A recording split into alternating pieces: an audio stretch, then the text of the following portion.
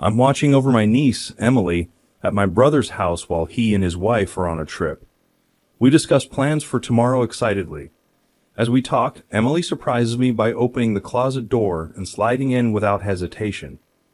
I'm Lily, a 24-year-old housewife with a brother 5 years older. We've always been close since losing our parents. Despite both being married, we maintain a family-oriented relationship. My husband's parents live far away, making it hard to ask for help. My brother and his wife had a quick wedding, and since her fallout with her parents, they rely on our support. Our families have daughters, so my niece, Emily, and my daughter, Alice, grew up like sisters. My brother informed me of their 10th wedding anniversary trip and asked me to look after Emily. I readily agreed and they left. I stayed at their house with Emily, who seemed nervous as her parents left. Initially, I planned to bring my daughter, Alice, but Emily insisted not to invite her. We spent time playing games and preparing dinner together, but Emily remained nervous. When I asked if something was wrong, she kept saying, "I'm fine, nothing's wrong," without telling me. Emily's behavior suggested she was on guard against something invisible. The meaning became clear when bedtime arrived. Changing into her pajamas, Emily suggested going to bed early and starting for Aunt Lily's house in the morning. Opening the closet door, she revealed a set of bedding prepared at some unknown time. As I struggled to understand, Emily quickly laid down on the mattress inside the closet, saying good night. Surprised, I blurted out, "Wait, Emily, you're sleeping in there," louder than intended. She replied seriously, assuring it's okay and leaving the closet slightly open in case anything happens.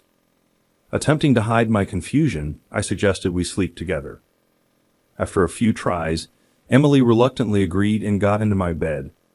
She asked if it was okay to keep the bedding in the closet as her hiding spot, deepening the mystery. I agreed naturally. Curious, I asked why she needed a hiding place. After making me promise not to laugh, she whispered, "The monster is coming." Initially endearing, the story took a turn. Emily clung to my arm, explaining that the monster is scary and clever, only appearing when Daddy is not around.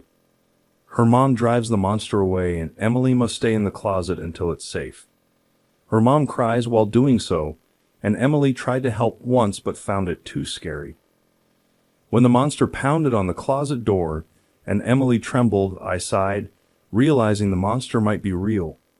It wasn't just a trick to get a night owl kid into bed. Caught off guard by my sister-in-law's affair, I didn't know how to handle it. If the monster was her lover, it wouldn't come here when she wasn't around. Emily believed the monster came on days when her father wasn't home. Today, with my brother away, she insisted not to invite my daughter over, always staying by my side, watching the windows and the front door. Thinking about Emily and my trusting brother made me angry at my sister-in-law. But reassuring Emily was my priority. I held her hand and smiled, saying Aunt Lily is here today. The monster is clever, so it might get scared and stay away, seeing a stranger. Also her mom, the usual target, is with her dad today, making it safe. Emily's face still clouded with anxiety, not knowing the monster's true identity. Over time, she began to fear its imminent arrival. I managed to calm her down, suggesting we hide in the closet together. I assured her she could talk to me about anything bothering her about the monster. Hoping to address each concern and make her feel sleepy, another fact from Emily surfaced. Unable to sit still, I rushed out of the house with Emily still in her pajamas. Quickly driving back home, I explained the situation to my husband, who then headed to my brother's house. Around 10 p.m. that day, my husband and his friends stayed over there. Receiving a call from my brother on vacation, he inquired about Emily's condition. After discussing Emily, he urged me to forget about my husband and daughter, get some rest, and ensure the doors were locked. Sternly told not to leave the house, I struggled to keep my voice steady. Looking at Emily, who was sound asleep with my daughter, I pledged to drive the monster away the next morning. When my husband returned, my body trembled with fear and anger as he shared what happened last night. Relieved that my decision from yesterday was right, I spent the day at home with Emily and my family, waiting for my brother and his wife to pick her up. Upon seeing us, my brother questioned why we left the house during the night, breaking our promise. His strong protest made me uncomfortable. Calmly, I asked how he knew we weren't home while he was on vacation. He revealed he had given Emily a smartphone with GPS. His evasive eyes and persistent insistence on the phone contradicted this claim. Suppressing the urge to confront him immediately, I continued the conversation quietly to avoid the kids hearing. Lastly, he mentioned that two unfamiliar men showed up at my place late last night, leaving me puzzled about their visit to the house. In the middle of the night, intruders came, and my brother's voice trembled when he expressed relief that Emily and I were safe. His gaze, however, seemed more concerned with carefully choosing his words. Pressing him about the suspicious men, I demanded to know who they were. Attempting to prevent further questioning, my sister-in-law loudly called Emily over, insisting they leave. Emily timidly appeared, and her mother forcefully took her hand.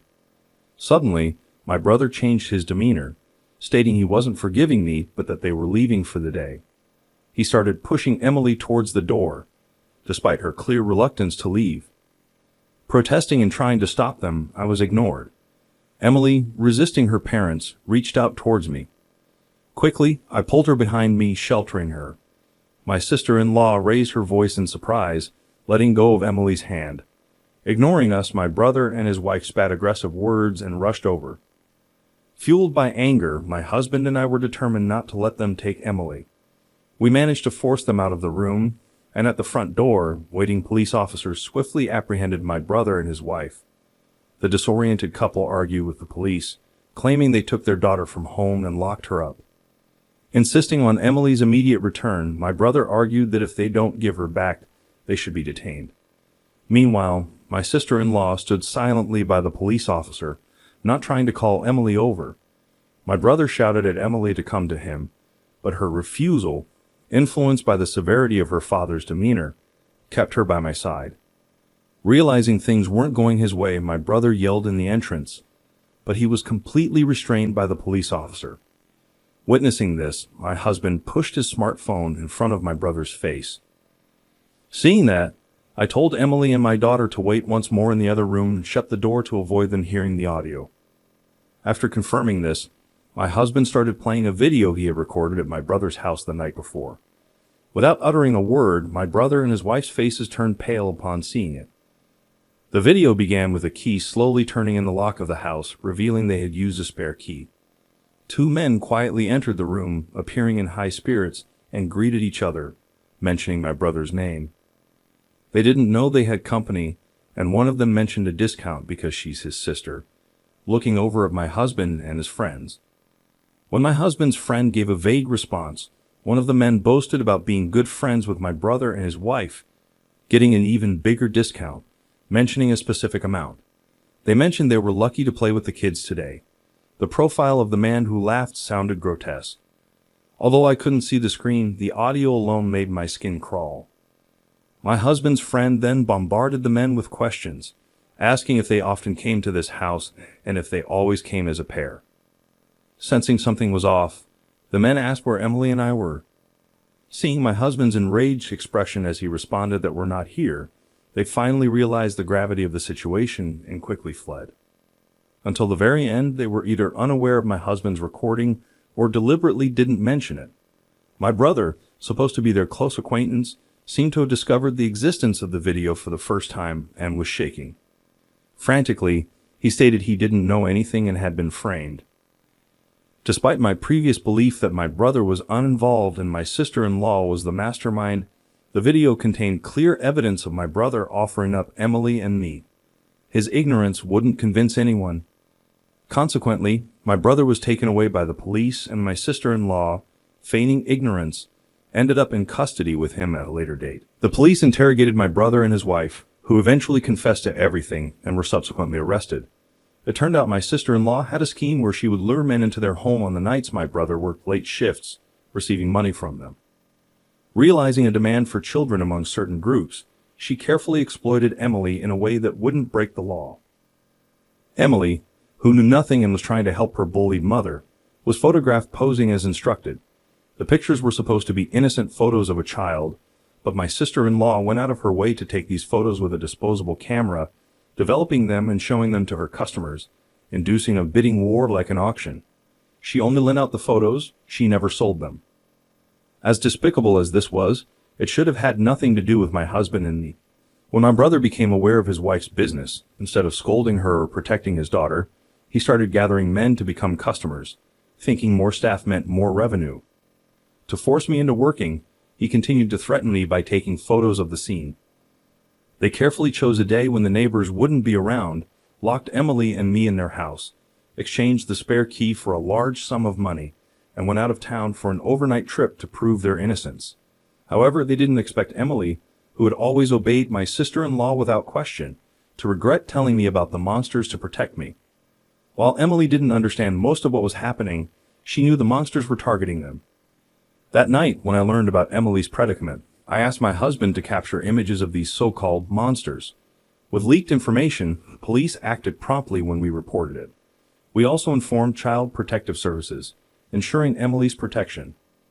My brother and his wife were arrested on serious charges, including child welfare law violations and violations of laws preventing child exploitation. Despite being first-time offenders, they couldn't avoid imprisonment due to the highly malicious nature of the photos taken over several years.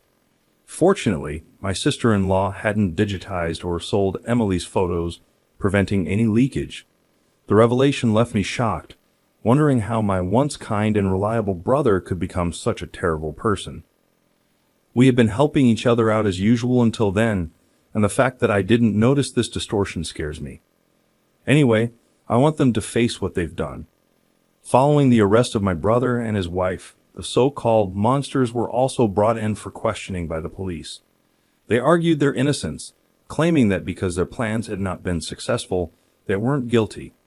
However, the discovery of someone else's child's photographs at their residence and their involvement in other criminal acts confessed by my brother and his wife during their interrogations led to their arrest on multiple charges. After dealing with the monsters lurking in our lives, we went to Child Protective Services to inquire about Emily's situation. Her parents were arrested, leaving her without anyone to care for her. In fact, they were unfit to be guardians in the first place, so custody of Emily was taken away from my brother and his wife. Neither my brother nor I have any living parents, and my sister-in-law's family is completely estranged. We learned that if no one from her family agreed to take her in, Emily would be placed with foster parents. After discussing it with my husband, we decided to adopt Emily. To me, Emily is not only someone I'm greatly indebted to, but also a girl I've grown to love as my own daughter. Leaving her was simply unbearable, and luckily my husband agreed. We saw this as an opportunity to move to my in-laws' town. Our daughter, who loves her grandparents and has always wanted an older sister, is overjoyed. She's eagerly looking forward to the weekends when she can see her grandparents more often, and now her wish of having Emily, whom she adores as her big sister, has come true. As for Emily, who finally got out of the clutches of her abusive parents, she's adapting incredibly well to her new environment, and as an older sister, she's beginning to lead a happy and peaceful life.